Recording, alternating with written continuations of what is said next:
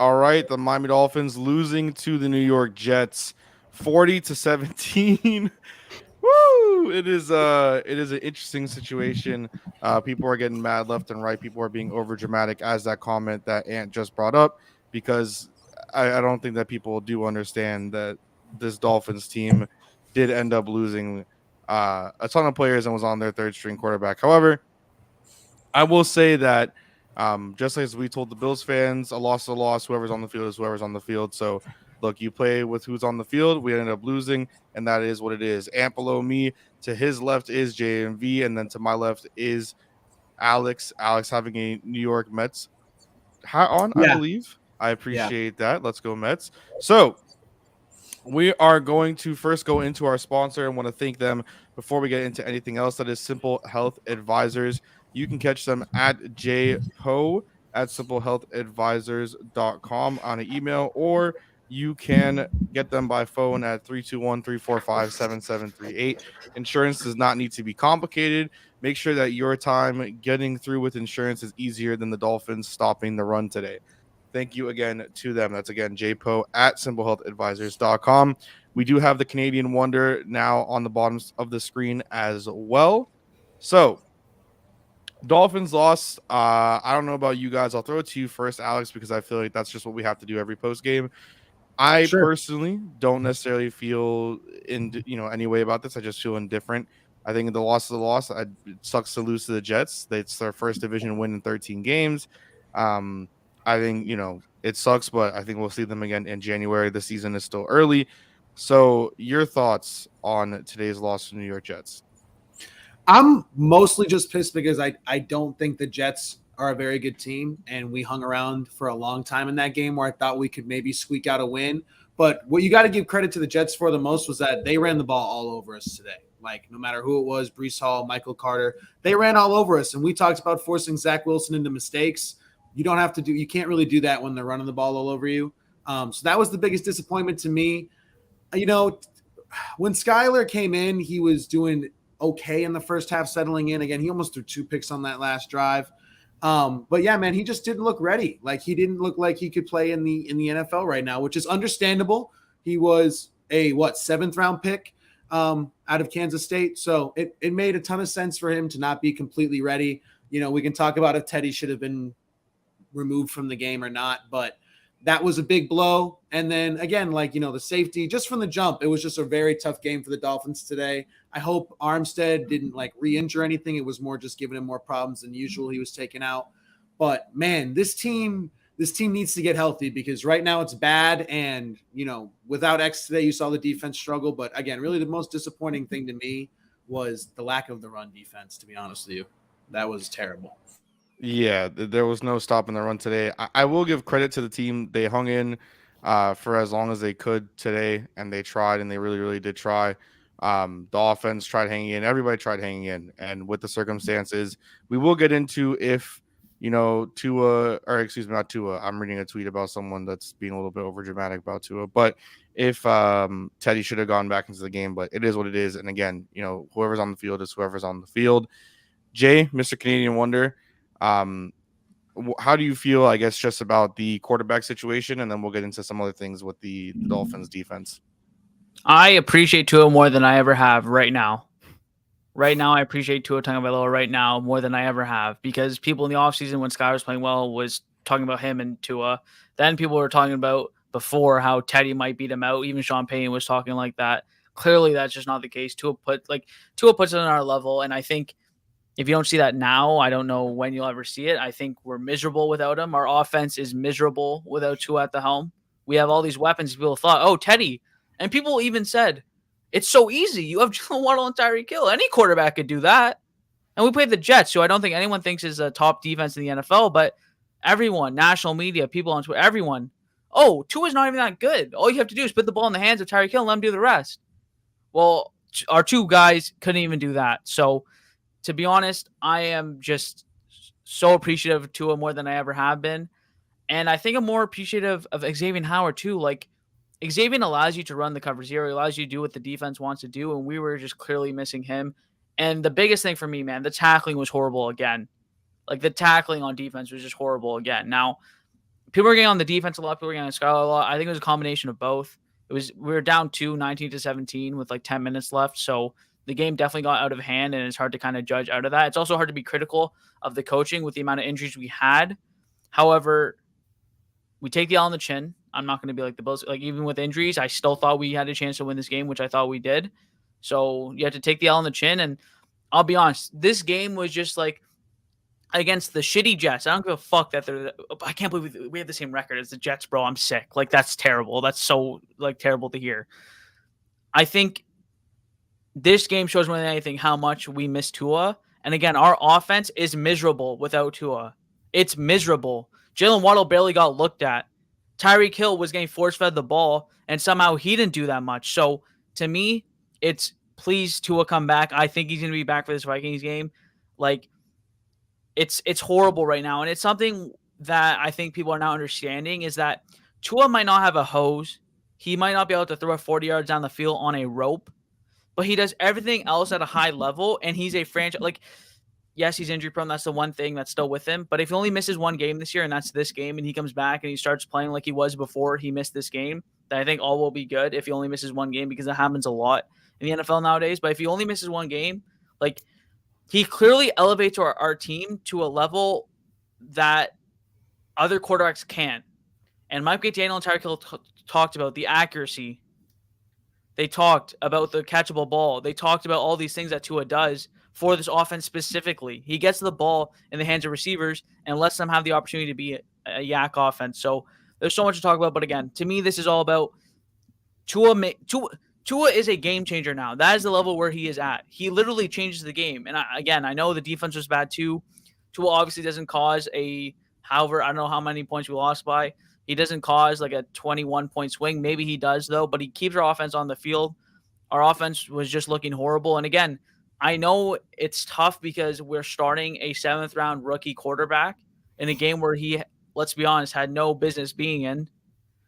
Again, people were talking about how we wanted him over Teddy. He had no business being in this game. He's clearly not ready as of right now. I'm sure we'll get to that. But again, just to kind of wrap this all up, I think I appreciate Tua more than I ever have.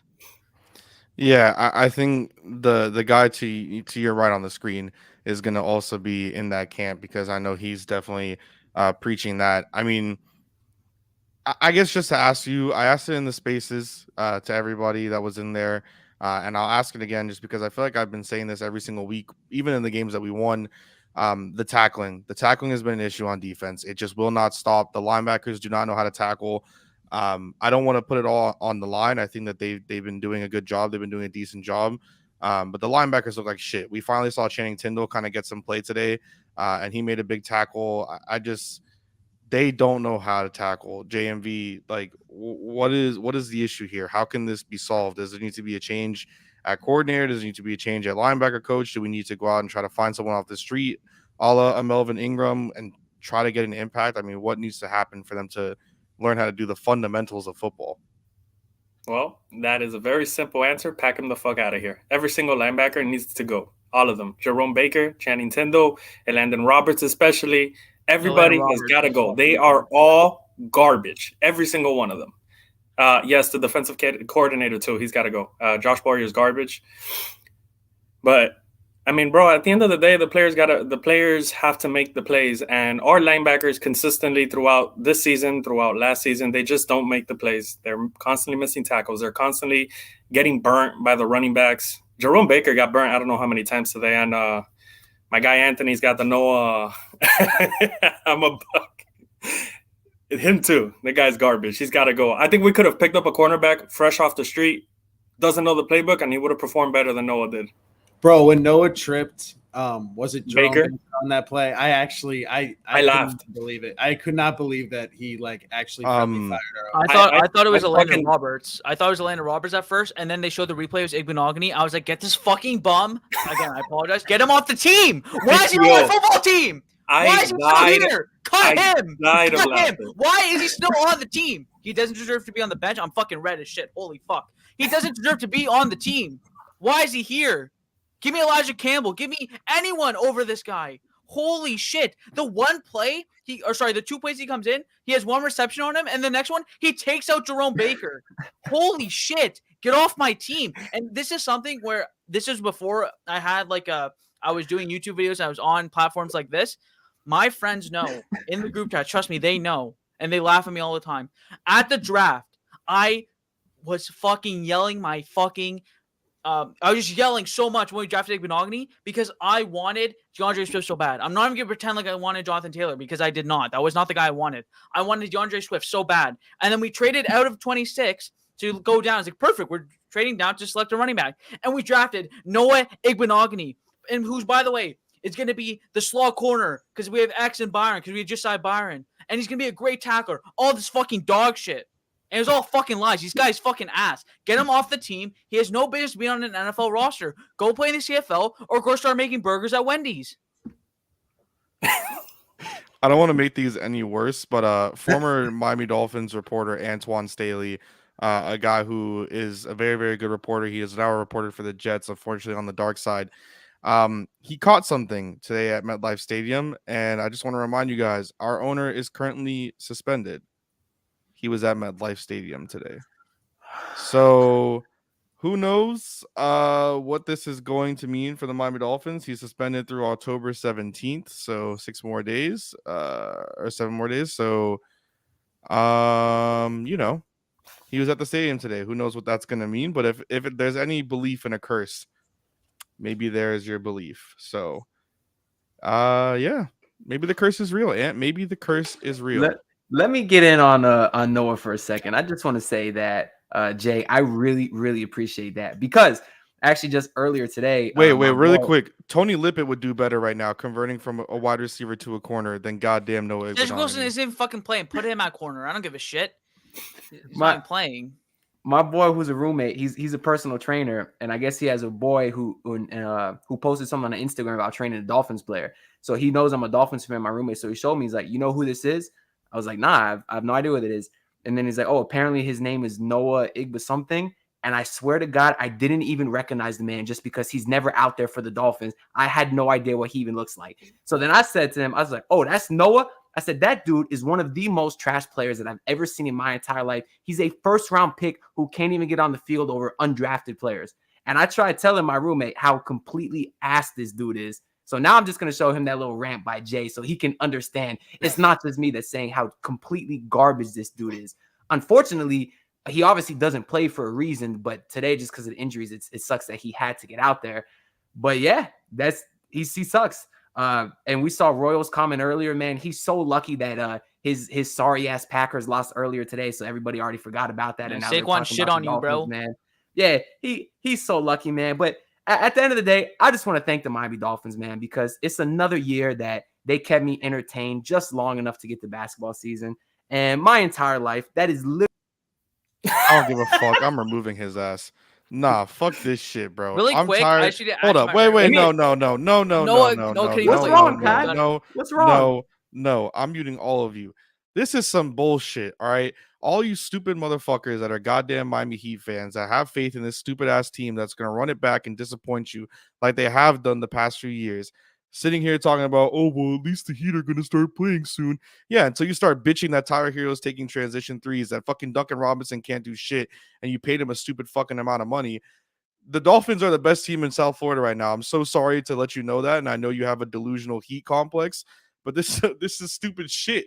I really don't understand how you guys sit here and you're like, oh, well, the Heat are going to make me happy. The Heat made you miserable last season. They made you miserable the season before. They're going to make you miserable this season. You're relying on Kyle Lowry to do some shit for you, Ant.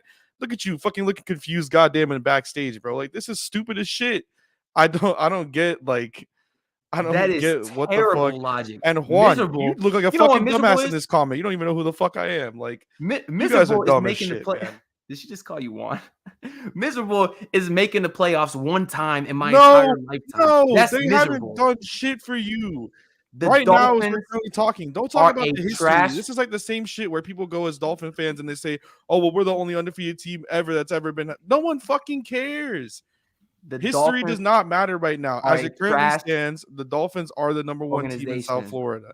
I'm sorry to inform you of that, and I know it sucks because you're a Heat fan. You have a Jimmy Butler jersey in the background that I'm sure cost you a good amount of money, but like, come on. And then this guy talking in the background, your team just lost to a fucking Giants team that shouldn't even have been there in the first place. They have a quarterback that was concussed, ankle. We'll see him at Christmas, knee, bro. Like, come on, bro. This is dumb as shit. It's the same. The Heat are gonna help me. I'll see you guys when the Heat are fucking 5-10 at the start, and you're bitching about how you want to trade Jimmy Butler and tank. Are you gonna act like the Dolphins are not a trash organization though, Kai? They've been a trash organization. Look at the shit you're spewing. I don't give a fuck if the Dolphins are a trash organization. This shit is crazy, bro. This is a wild statement. Like, this I just appreciate that he did not trash. That's all I care about. This man mentioned the entire roster except Bam. Good with me. Dude, like, this is dumb as fuck that we're sitting here talking about the Heat. Thank God the Heat are here. Fuck out of here with that shit, man. You're going to talk about anything, talk about the game. But that's fuck out of here with that.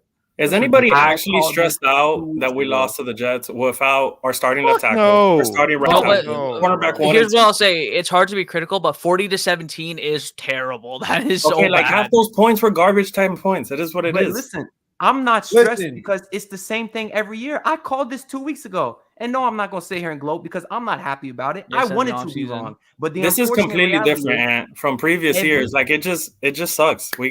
Tua, please come back. But JMV, it's something every year, whether it's injuries, whether it's dumb penalties, whether it's coaching, it's something every single year. So I don't want to look in this year and say, oh, well, this time Tua got hurt. Well, it's going to be something else next year. It's going to be something. Because look at Alex's name. The Dolphins. But why are we going so far into the future? We're still in this year. We're 3-2 through 5 games. We have one of the easiest schedules in the NFL coming up.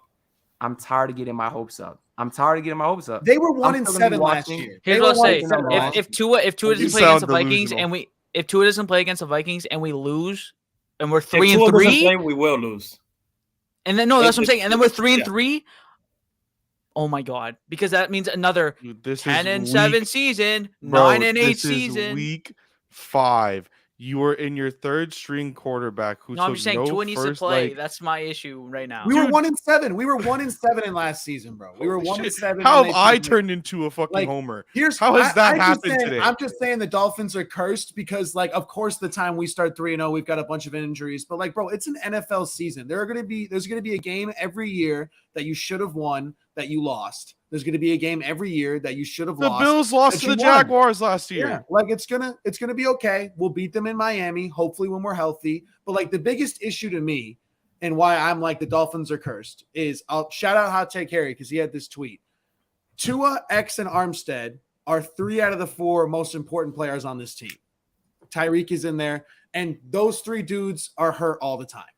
And Armstead is his first time missing a game, but he does not practice during the week. I'm hoping he'll be okay next week, and they just held him out for precaution. X, I think, was a game time decision. Didn't go this week, meaning he should go next week.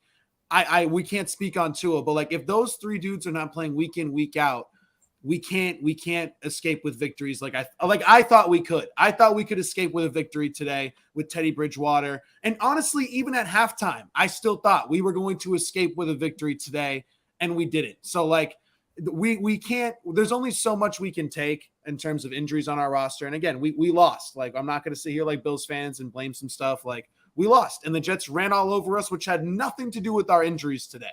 Like nothing to do with it. Defensive line, linebacking core, everybody suited up today. Breece Hall went for what? 145 like total yards? No, maybe even more by the end of the game. More than that, yeah. Like by the end of the game, it was even more than that. Michael Carter did whatever he wanted today. Like it's gonna be okay. Like I'm still very impressed with how our 3 wins are huge with Tua in the lineup and things like that. But again, we need these guys in the lineup. And if I could say, oh, it's fine because I know we're going to be healthy next week, I'd be more optimistic. But I don't know what's going to happen with Tua, and I don't know what's going to happen with Armstead the rest of the year. And X always has something popping up, and Byron's Achilles is not there yet. So it's like, Kader Kohu kind of came back down to earth a little bit today. And like you were mentioning, Kai, the linebackers fucking suck.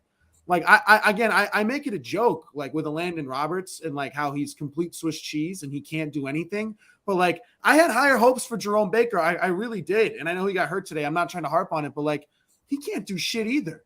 Like it's crazy how we don't have a single linebacker that can make a play. It's pretty crazy we don't have a single tight end that can seemingly block and stay in besides Dermot Smythe. And then he got hurt today. And, Tanner Connor got a target today on a third and pretty big play. Should have caught it. He should have caught it for sure. Like, it's just there were a lot of tough breaks today. I think it was just one of those games. And listen, like we talked about with the Bills, right? Eventually these streaks where you win 6 straight, 8 straight versus a team in your division, they're going to run out. A team's going to get you one day. And I didn't think it would be the Jets, and I didn't think it would be today, but it was. So regroup, circle the game against New York in Miami. Next time we see them, like, circle that shit and be like, we're going to kick their ass in Miami. Bulletin board material, baby. But listen, I was hoping 4-1, 5-1. We got to see how we look going into next week. Now, the Vikings are no joke. They're only a joke on primetime, and this game's at 1:00. So if Teddy's in the game, I can't sit here as confident as I was before this game. I was like, you know what? I think we're going to handle the Jets, and I think we'll win a close game against the Vikings. I don't know. I got to see how X, Armstead, and honestly how Tua look. But I don't want to sit here and also say that, like, if Tua plays in this game, we definitely win. I felt that way certainly at halftime, but towards the end of the game, it was shit. I'm trying to, again, it was 19-17 with 10 minutes left in the game. So, yes, there was a bunch of points at the end. Okay, can we talk about that? Because this guy keeps getting away with it. This is my rant. Fuck Jason Sanders, bro. I got no voice. Fuck Jason Sanders. When has this guy made a kick when it actually fucking mattered? Seriously. When the fuck is this guy made a kick when it matters? He hits the 30-yarders when we need him. He hits the 40-yarders. Blah, blah, blah. Bro, 54-yard field goal on the road, take the league, bail out your fucking team, bro. There's teams that come in here every single year and get a new kicker because it didn't work out here. It didn't work out there. We can do kicker by fucking committee. We pay you, bro, to be here year in, year out. To what, bro? Flop like a fucking fish when we fucking need you in the biggest fucking moments? Like, Jesus Christ, man. He keeps getting away with it, so I just had to make sure Jason Sanders didn't get away with the fucking missed kick. I swear, we never talk about him. And everyone takes that meme whenever he hits a kick that's like, if no one's got me, I know Jason Sanders got me. It's a lie. That's propaganda because it's not real. He doesn't fucking come out here and hit clutch kicks. He's trash. But I don't know. We got to get healthy, man. And I hate to say that. That's the most important thing. We got to thing. get healthy, bro, when we have 3 injury-prone dudes as the dudes who need to get healthy. I just hate to say it. I think that's the most important thing. And, I don't think there's really much to talk, unless someone interject here, unless I'm fucking crazy. I don't think there's much to talk about this game other than the things we've already mentioned / what is, I think, plainly obvious to everybody. We mentioned the tackling that sucks. The defense needs to get better.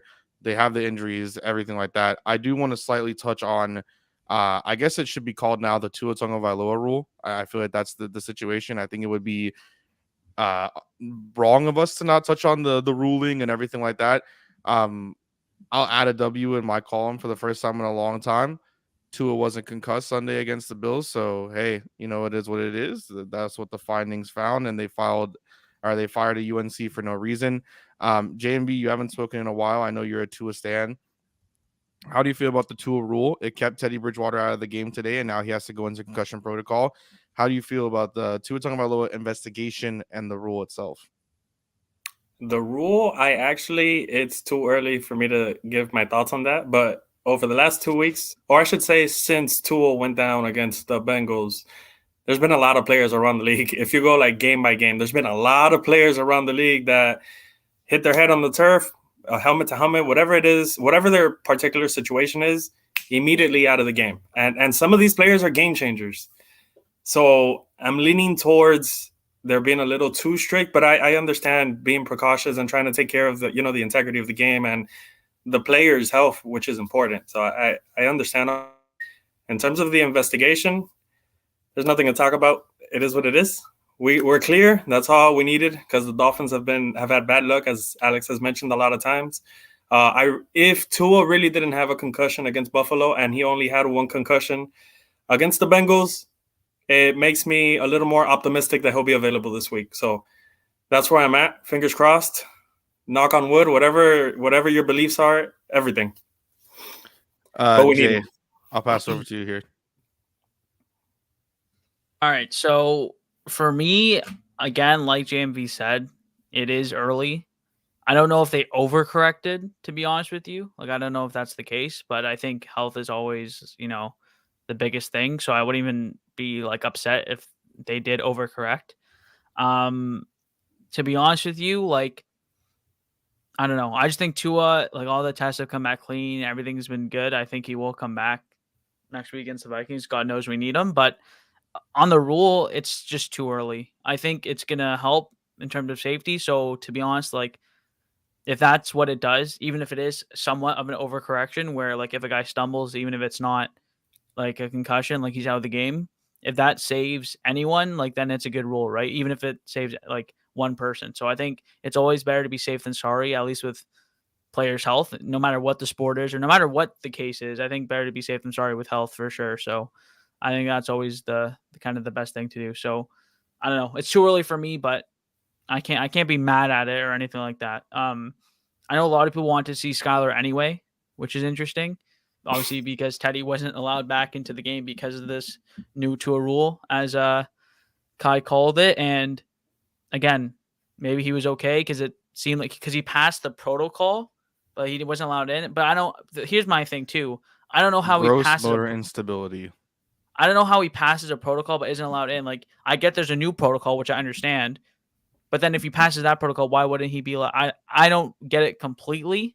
I do get, like, okay, even if he passes the test, like, he has to get another test done so he can come back into the game. But then shouldn't that test be included? Like, that's all stuff that's above my pay grade and I have no idea about. I'll never pretend to be a doctor or anything like that. But for me, at least, it's just something where it's too early for me to say. And even if I think maybe they overcorrected with the rule, I think it doesn't really matter as long as it's health over anything else. At the end of the day, it's something we all got to deal with. All 32 teams across the league, so it is what it is. Yeah, but there's problems with it. Like, I don't like the independent spotter thing. Like, if you want to update the protocols and make the protocols quote unquote harder for someone to come back into the game, I have no problem with that for the safety, everything's like that. And if the guy is noticeably wobbling around, obviously take him out of the game. And if you want to update that rule, for sure. But there seemed to be a lot of confusion of, like, when did that happen to Teddy? Like, when he was getting looked at the entire time, I thought to myself, elbow injury, rib injury, like when he got hit, collarbone injury, when he got slammed down. Like, that's what I thought. Versus, like, I understand with the Tua hit, everybody immediately was like, wait, no, that's his head. What are you talking about a back? Like, I just think there has to be it's got to be tweaked at least a little bit, man. Like that, I don't know. And I thought it was pretty big. Like, if Teddy could have played today, I think we all agree that Skylar was not it. Like, he was terrible, which is acceptable. Who he was. Someone just tweeted this, and I hate to cut you off, but I was someone who would scream from the roof that the number 19 for the Miami Dolphins is cursed. We had a starting quarterback playing with the number 19 today. It just is what it is. The curse is real.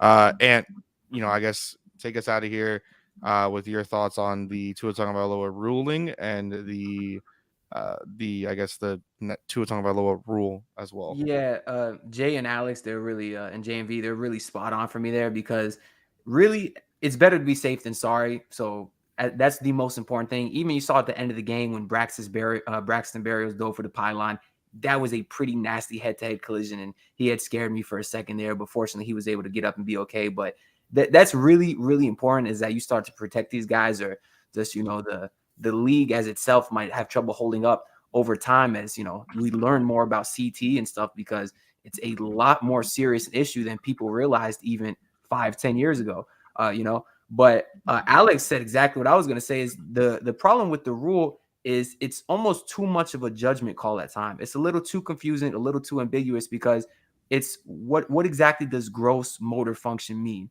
When is it? Is it on the field? Is it when they get back to the tent? Is it 5 minutes later? Because I certainly didn't see anything from Bridgewater before he was able to kind of walk out under his own power there. So it's a little confusing why he wasn't in there, but I'm glad he wasn't, just because I don't want to risk anything again like they did with Tua. And as far as Skylar Thompson, yeah, he wasn't great, but I mean, the fact that he's the third string quarterback coming in the middle of a game, or at least not being the starter, he did some things out there. He didn't look completely scared, so I want to give him some credit there, just because we're all saying, of course, how much we miss Tua, which is obvious. Tua was amazing when he played this year. But Skylar did okay given the circumstances. He definitely made some really poor decisions. He had that one throw over the middle that Waddle actually caught, but when he was falling backwards, that easily could have been picked. But then again, he had a big play at the end of the game on that third down to Tanner Connor that should have been caught. They would have been almost in the red zone then, and they probably would have went down to get a touchdown to take the lead. So he did some things. If he does have to play next week, obviously we all hope that's not the case. Maybe with a week of preparation, he can be a little bit better. But I just want to give Skylar Thompson a little bit of credit there too. But I want to stress too. I'm not so lost hope on the Dolphin season because of this game. It's injuries at the end of the day. It's just always something with this team. So I've learned to try to not let myself get too high because the disappointment is just hurts so much more. But if you want to look at this game just on a microscopic level, it really doesn't mean much. You hope it's week 5. You have a winning record. If you can get healthy by the bye week, middle of the season, you got a chance to finish above 500, still win 10, 11 games and get into the playoffs. So I haven't lost all hope, but part of it is just me preparing myself for the worst because it does seem like it's always something with this team, like they're cursed. But we'll see what happens next week versus Minnesota. Hopefully Tua can get back in there. I will say, just regarding this comment, I put it up and then took it off, and we'll head out here in just a little bit. I don't think that the Bengals loss was ugly. I think once you see Tua come off in the stretcher, there's just nothing you can do about it. The game doesn't even matter anymore, win or loss. This loss obviously was ugly.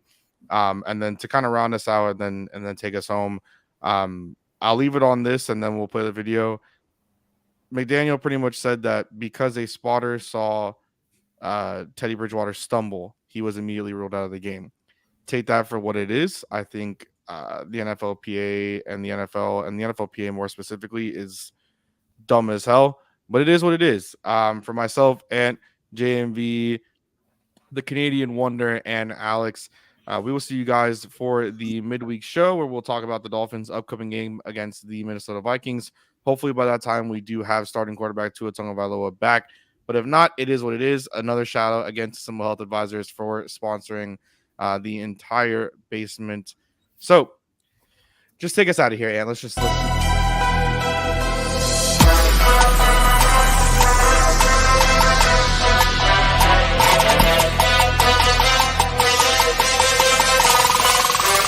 touchdown